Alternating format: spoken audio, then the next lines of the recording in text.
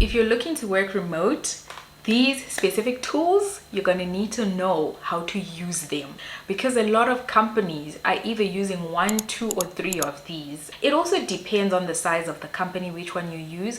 But because remote work is really focused on you communicating with your team, I personally always tell people that it's better for you to get acquainted with these communication tools, with these apps that you'll be using before you even get the job. So the platforms that you're going to need to learn, they're going to help you in communicating with your team, staying in the know, staying in the loop in terms of what's happening, what you need to be doing, what you're delivering, and all that.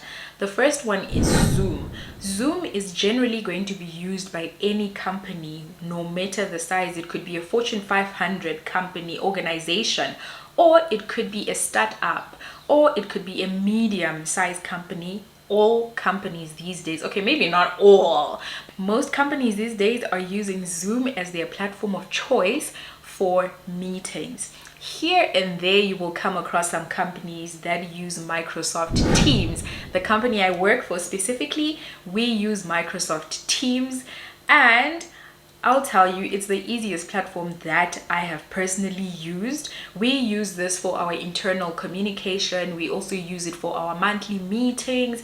And prior to me working for this company, I had never really known how to use Microsoft Teams, because my previous roles, we never used Microsoft Teams. But you're going to need to know. I can tell you now, it's very easy to navigate. Like anything else, if you've used it for long enough, you're going to find it easy to navigate. So for me, that's how Microsoft Teams is. The third application you're going to need to learn is Slack. In my experience, I've noticed that a lot of small companies are the ones that use Slack. Like the first company I worked for remote, it was a small company, way smaller compared to the one I work for now, and we used to use Slack for communication.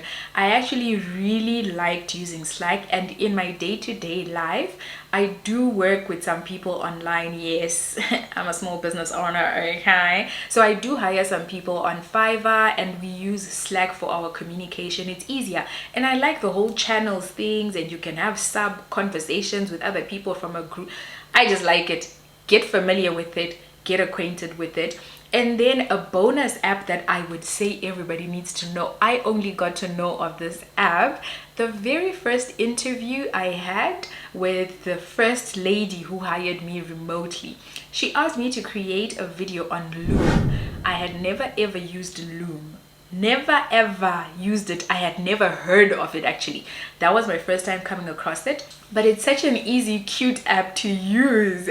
I remember creating my video for the first time and I thought it was going to be difficult, but it really wasn't. So you really need to learn that, just in case you are also asked to create a video, an introduction video on a specific app. But generally what I personally use Loom for, it makes it easy for me to share information, specifically to share a presentation with a team that is around the globe. It is very easy for you to create your presentation on that app, and then you just share it to people, because you can't really always find time to have a team meeting with people who are all in different parts of the world. So it really makes life easy. I hope you do get acquainted with these apps, and I know you've enjoyed this video, so please watch this one. You will probably enjoy it too.